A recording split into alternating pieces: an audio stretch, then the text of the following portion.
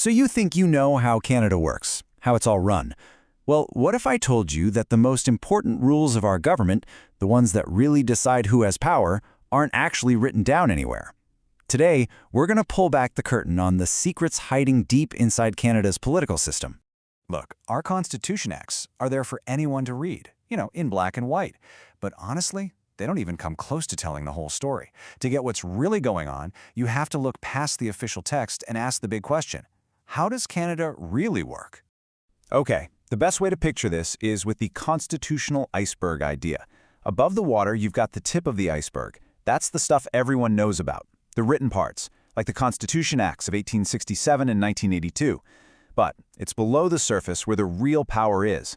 That massive, invisible part of the iceberg is what actually steers the ship. And we're talking about some pretty deep stuff here. Ancient royal prerogatives, these powerful unwritten rules called conventions, and the constant flow of court rulings that are always shaping our laws. So here's our game plan. We're going to take a journey deep below that surface. First, we'll explore this whole idea of a hidden constitution. Then we'll uncover the Crown's mysterious ghost powers. After that, we'll crack open the unwritten rulebook that really runs Ottawa, see how it all works as our democracy's operating system, and finally, we'll understand why this makes Canada a country that's always changing. All right, first stop on our deep dive, Canada's hidden constitution. Let's really get into what it means to go beyond the written word. Right, so here's the absolute key takeaway. The written legal text, it's just a skeleton. It gives us the basic shape, but that's it. Legal thinkers like Cheffins and Tucker have made this exact point, that Canadian constitutional law is so much more than just those formal acts. The real engine of government, the rules that control power day to day, they're found in these unwritten sources. Okay, let's peel back that first huge layer of the hidden iceberg, the Crown's so-called ghost powers. The official term for them is the royal prerogative. Now, royal prerogative sounds all complicated and mysterious, right?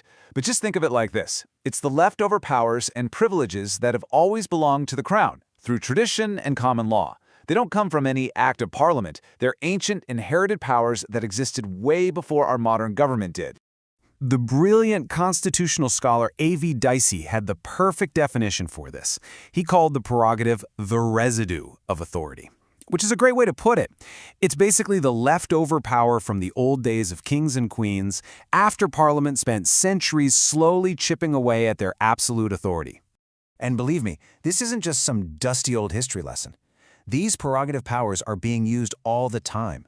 Think about it. Every time the government signs a treaty or declares war or even just issues you a passport, or when a new prime minister is appointed, that is the government using these exact same ancient unwritten powers of the Crown.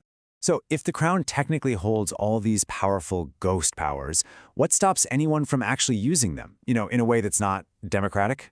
Well, that brings us even deeper into the iceberg, to maybe the most important part of this whole story, the unwritten rulebook and the incredible power of constitutional conventions. Okay, constitutional conventions are wild. They are not laws. A judge in a courtroom can't enforce them.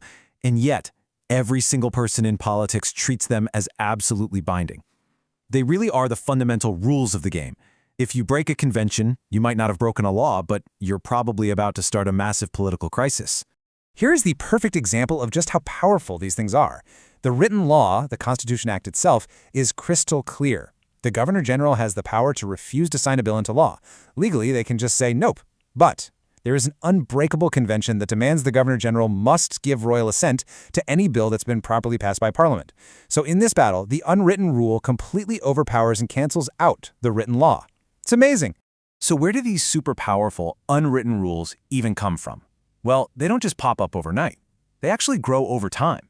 It starts with a consistent practice. People just start doing something the same way over and over. Then, after a while, the prime ministers, the governors general, they start to feel a real sense of obligation, like they have to follow that practice. And finally, it just becomes so ingrained that everybody accepts it as a binding rule of the game. So let's put these pieces together. How do these old Crown powers and these unwritten rules combine to actually run the government? Well, together, they create what you could call democracy's operating system. Honestly, here's the best way to think about it.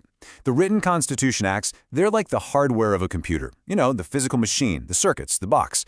But the conventions, they're the software. They're the operating system that makes the hardware actually do something useful and in a way that matches up with our modern ideas about democracy.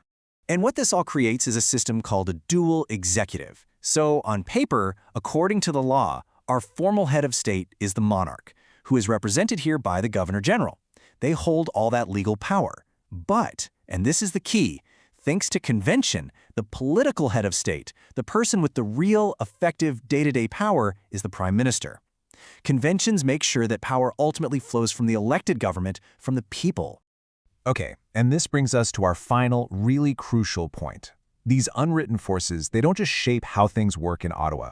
They have fundamentally shaped our entire country. They're what makes Canada a constantly evolving nation. See, back in 1867, the founders of Canada, they wanted to create a very strong, centralized federal government. But that's not what we have today, not even close. As the scholar K.C. Weir pointed out, what we actually ended up with is a quasi-federal constitution, a country that is way more decentralized with much stronger provinces than was ever planned. So how on earth did that happen? It happened because of our third unwritten source, court rulings. This timeline tells the whole story. The 1867 Act starts us off with a powerful central government, but for more than 80 years, our highest court was actually in Britain, and the judges there consistently interpreted our Constitution in ways that gave more and more power to the provinces.